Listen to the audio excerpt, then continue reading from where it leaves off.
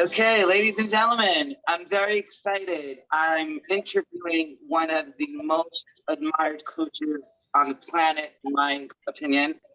And I believe it's really about going beyond yourself and networking with the top coaches on the planet so you can really grow, progress, and see how you can really learn, build your practice, and really serve others. So, hi, Rachel, how are you? Hi, thank you for having me. What a nice intro. Thank you so much. So yeah, I'm really excited about this interview. Wow, it's like a dream come true.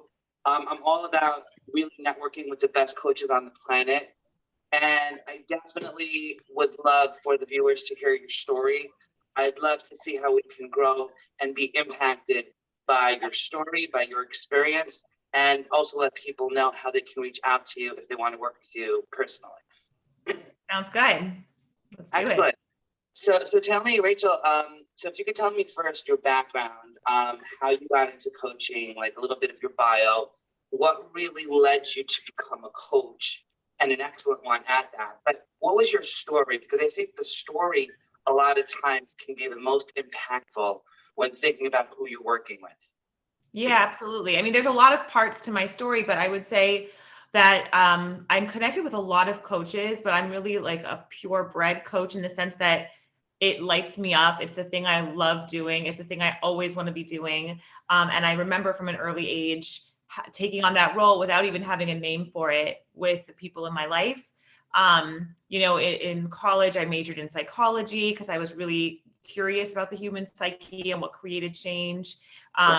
My background before coaching professionally was like in the nonprofit Jewish outreach kiruv world, where transformation was the name of the game, and our ability to create fertile ground for that transformation would be it would be what our success was predicated on. So it was really the transformation game and the human psyche was always something that I was really fascinated by.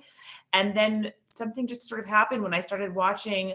I started to consume these phenomenal coaches who created magic in their conversations where I couldn't quite like demystify it. Like, what were they doing that at the beginning of the coaching session, the person was X, and by the end they were Y? Like, they were just a more empowered, showing up differently, just a very different version of themselves.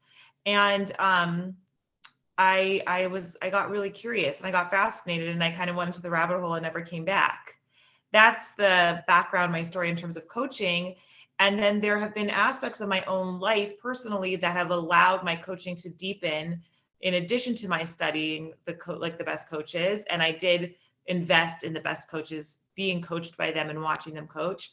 But in terms of my personal life, I had my own fair share of sort of like wake up calls and challenges. I remember several years ago, I was working for a community outreach organization, for campus organization, and in school administration for the local Jewish day school. They were all really robust jobs. I was working myself to the bone. I was very caught up in being this person that I realized really wasn't. I realized after I was burnt out that I was not serving me, and I wasn't being aligned, and I wasn't being authentic, and it took basically my whole life kind of going into pieces and a big, kind of setting them all on fire so that I could reimagine everything and rebirth myself and rebirth my relationships and set up a very different and new life, which ended up being the gateway for the life that I have today. So my ability to have different perspectives based on my own personal experiences is also extremely helpful to my coaching. Okay. So if we can ask, what was the moment in time when you made an absolute decision to go all in and become a coach? Yeah, that's a great question. So, I mean, I had been coaching for several years part-time, and I was sort of doing a la carte coaching where, someone could come in and just take an hour session here or there. I made a program called Get Into Epic Spiritual Fitness, it was called, and I would create packets and all that kind of stuff. And nothing really took off. I had sporadic sessions. But then first of all, I read The Prosperous Coach, and Rich Lippman is one of the people who I was coached by, and I was participating in his program called Transition Excellence. but the thing that allowed me to do it all was during COVID. When COVID hit, I realized that it allowed me, like so much of us in the world, so many of us in the world, it allowed me to kind of reset my priorities and decide, like, you know what, I've been talking about doing this for such a long time. How much longer am I going to hedge? I've got to just have the belief and faith in myself and invest in myself. I invested in a top-notch coach, and I got my first high ticket client that same week, and the rest is history. Okay. So, so basically you use the time with COVID instead of breaking through. Yeah, that's a great way to put it. I mean, it was, so COVID hit in March, and It's my birthday month. I know very well. Okay. And so my business went full time in that summer. So, Sure. June, July. Okay. So from March to July, you were in business. From March till, let's say, June, I was finishing up my school administrative job. Okay. And I was sort of planting the seeds to go in full time in my business. And then July 1st, I went in full time. That was the week that I hired my coach and started with her. And that was the week that I got my first client. It's also my belief that that's not by accident. When we invest in ourselves at that high level, suddenly people are willing to invest in us at a high level too. Okay. You mentioned the prosperous coach. It seems to be your Bible of coaching for you, from what I'm The prosperous coach isn't a Bible of coaching, but it is a great starting point for building a coaching practice. Okay. It's very simplistic, but it creates a path it created a path for me where I could finally see a way to build a sustainable and lucrative business. And I never saw that path prior. Like, I really just didn't see how I could justify leaving all my jobs. Okay. But what were some takeaways you took from the book that really transformed your coaching practice?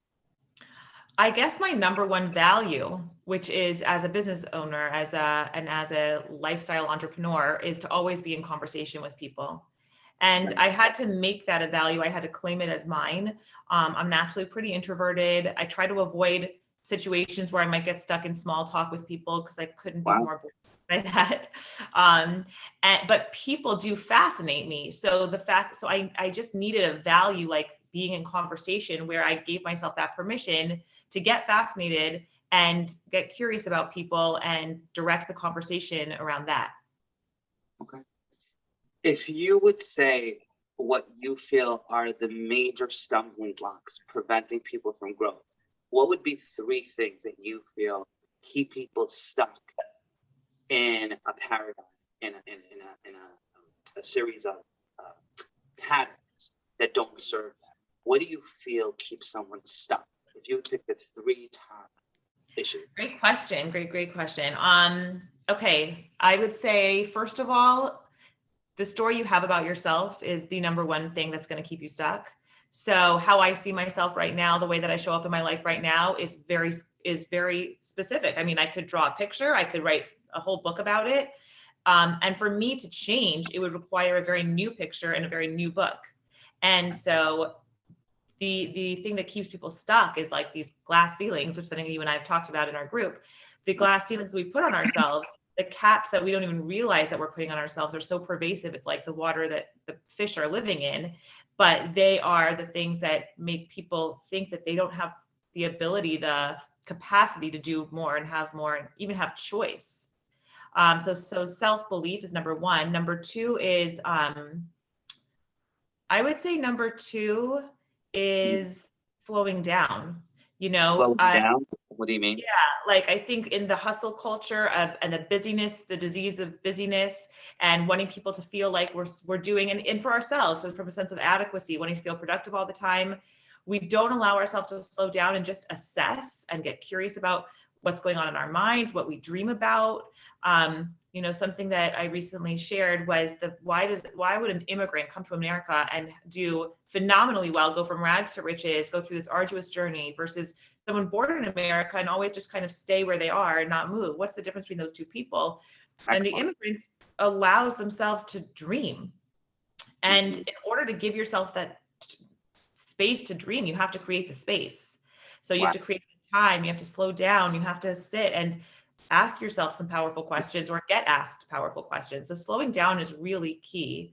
Um, Self-belief, slowing down are the top two. I would say the third one,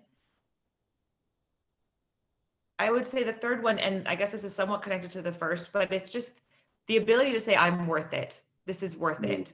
This adequacy piece. I'm worth investing in. I'm worth investing in my time. I'm worth taking risks. You know, I hear stories from people of like, I can't do it because what if it's not fair to the people in my life if I do this? And that I just don't subscribe to that notion at all. You know, as a mom, for example, my kids are watching me in action pursue my dreams. And sometimes I take phone calls and they're home and I need to go into a room and close the door.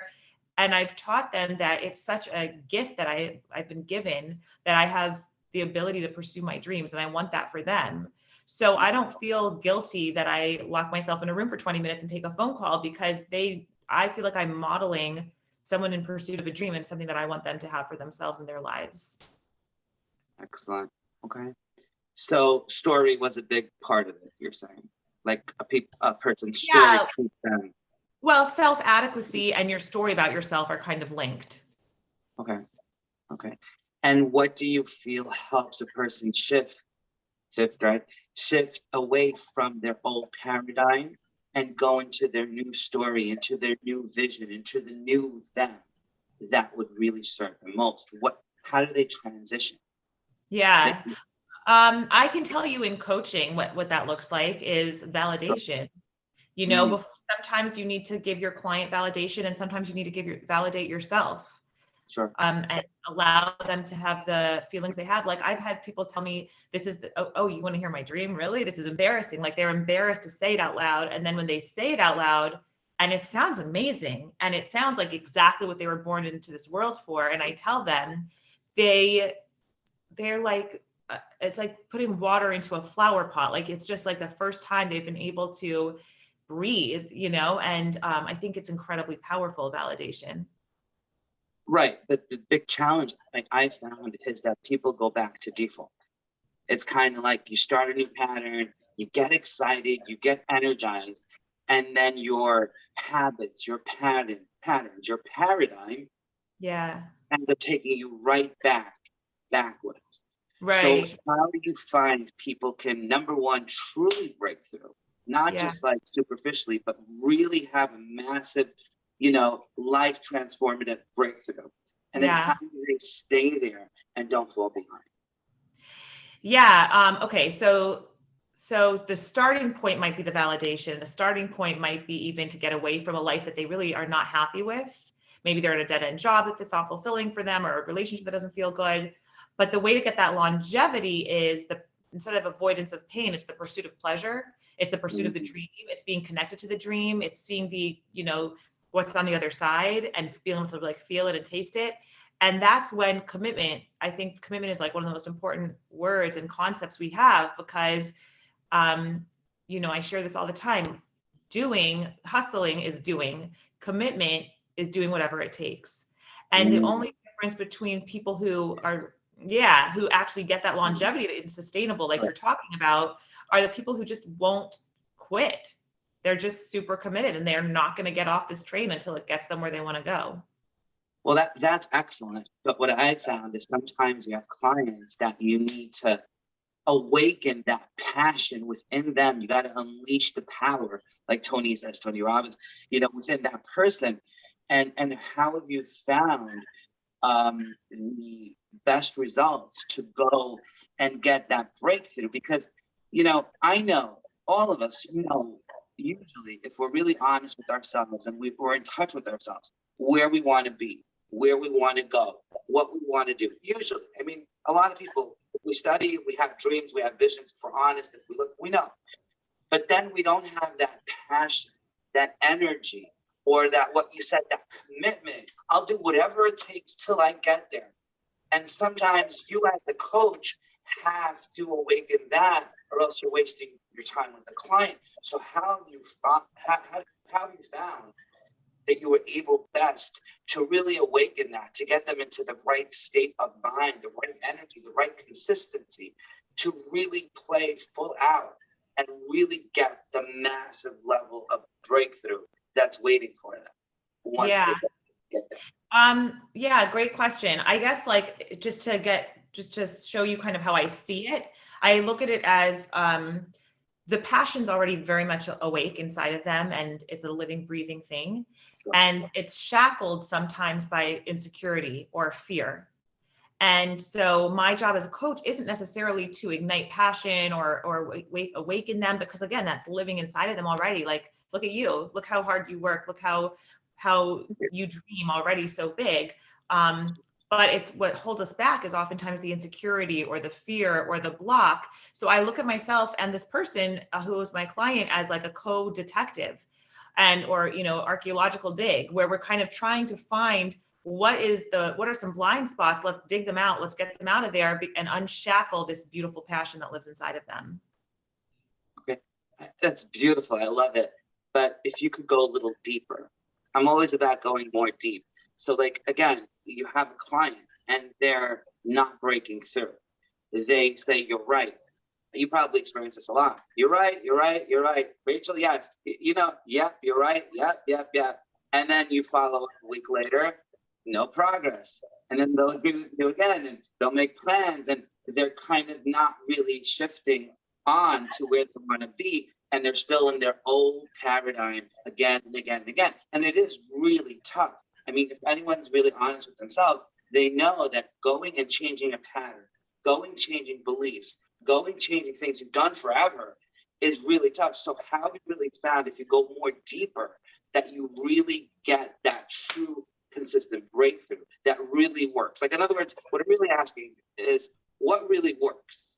What gets the result where you really are able to break through the most difficult stone? Yeah. Well, yeah, I mean, look, you're asking a very specific question about a very specific kind of a client. And the reason I say that is because what Sure. makes an excellent coach and why I consider myself to be an excellent coach is responsiveness, meaning Okay. I'm going to listen so deeply that I'm going to help this person see what and hear what they can't see and hear for themselves, what they're saying and how they're acting, but they don't see it necessarily. They don't have that connection, or they don't see why there's a gap between what they want and where they are. So sometimes this happens, what you're talking about, but not always. I would say less often than the other side. But let's say I do encounter someone who really wants to have a breakthrough, but and agrees that it's really important, but for some reason they can't seem to get themselves to do it. They can't bring themselves to do that. Kind of a person typically has an identity issue. Where they're, and this is where like that narrative about self is so important. So for example, I'll give a simple example about weight loss. Someone wants to get fit and someone wants to eat healthy. They've gone to every dietitian and nutritionist and they've joined every gym. They know how to lift weights better than Arnold Schwarzenegger himself. Exactly. But they're just not doing the thing and they can't seem to bring themselves to do it. Sure. There's an inner conversation going on in their minds. And they have, and that conversation around their identity, around who they are and how they show up is in conflict. There's one side of them that says, you should do this. It's kind of a critic. There's another side of them that's saying, and again, you're talking about a very specific kind of person, but there's another side of them that's saying, you want this, you're never going to be big. You're never going to be the person you want to be. So just cave now, because otherwise you're going to cave tomorrow. So they have these two voices and neither voice actually serves them. We have to really rip up both voices because we don't want to live in the land of should. I've never seen a should that serves anybody. And you don't want to live in the land of succumbing to the loser you think you are, or the stupid person you think you are, whatever terrible name the person can come up with about themselves. And rather come from a place, again, of like the most powerful place of all, which is deep desire and identity, reimagining like who am I? And until we can answer it like over and over again, who we are and who we want to be. So for example, Jim Carrey, when he didn't have any money and he wasn't famous, he would drive through the streets of Mulholland and Hollywood trying to just visualize actually owning a house. He would write himself a check from Paramount or some big studio so that he could really feel and experience. He was having himself perceive himself in a new way with a new identity.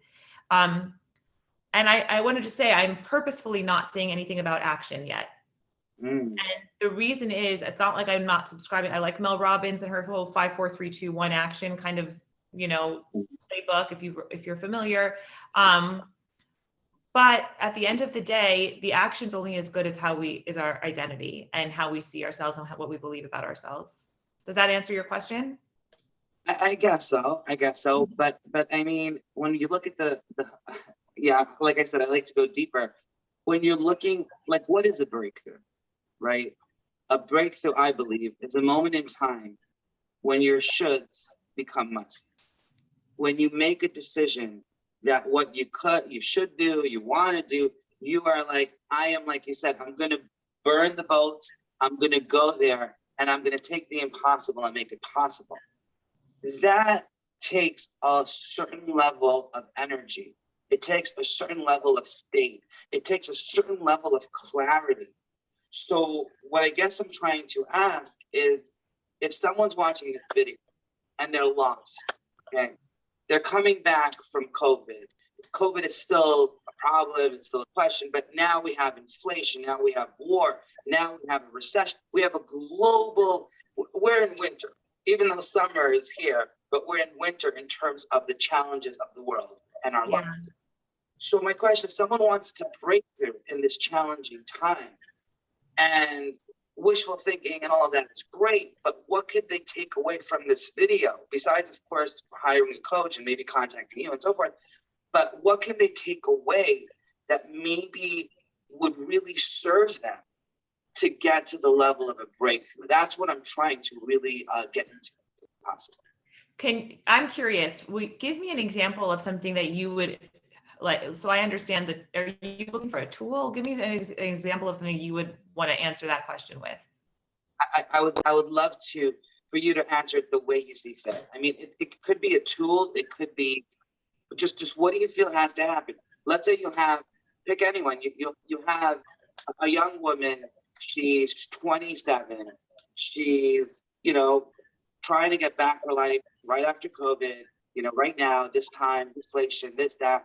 And she's not as motivated. She has dreams. She's kind of lost. And she's coming upon this video randomly. So Rachel, Eden, and Shiftan and the interview, and she's like, let me check it out. Yeah. So what would be that takeaway for this young woman to help her? I guess the reason I'm confused is that to me, everything that I've been saying is the takeaway. So, and maybe it sounds abstract, and I'm trying to figure out if you need me to concretize it with like a tool or something like that. But the idea is, yes. I guess. I guess I want to take it from the theoretical to the practical. Okay. Gotcha. Take it from concepts and all these wonderful things, which are awesome, and I love that. But something like concrete, like they say in Hebrew, lemaisa, like a way, like an execution, like what are steps they can take? What are rituals they can take on immediately that will transform their lives? So I guess, you're correct. A tool. Okay. So a couple of tools would be, number one, sit down and be able to answer 2 questions. Okay. What do I want and what am I capable of? Okay. And if you can answer those 2 questions, go back to those 2 answers and question everything you just wrote. Because what you want it actually could be amplified to be so much bigger. And what you're capable of, well, you're more powerful than you know. So back to those 2 answers and revising them. Okay. And then from those 2 answers, you build out what I call your North Star. Your North Star isn't just a couple statements or declarations of like what I want. It's not just like the big house or the yacht or, followers on Instagram. It's this is who I want to be in this world. Like, this is everything. And here's why I want to do it, and get lit, allow yourself to get lit up, because you are investing this level of exploration inside of yourself for what is my North Star.